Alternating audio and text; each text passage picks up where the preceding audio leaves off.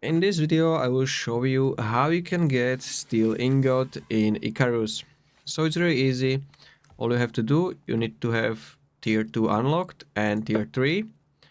And firstly you need to go to tier 2 and you want to research this mortar and pestle and also steel bloom. And from mortar and pestle you can craft this steel bloom.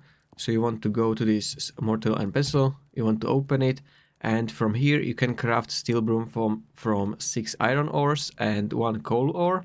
Or if you don't have coal ore, you can craft it also from charcoal. So you can take it from this campfire, and that's how you can get steel bloom.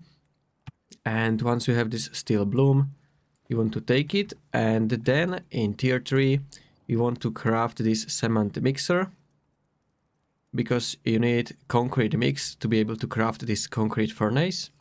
So once you have this concrete furnace, you want to just open it and you want to place steel bloom inside, and this will start automatically creating this steel ingot. And that's how you can get steel ingot in ICARUS. So if you found this video helpful, consider subscribing for more tutorials.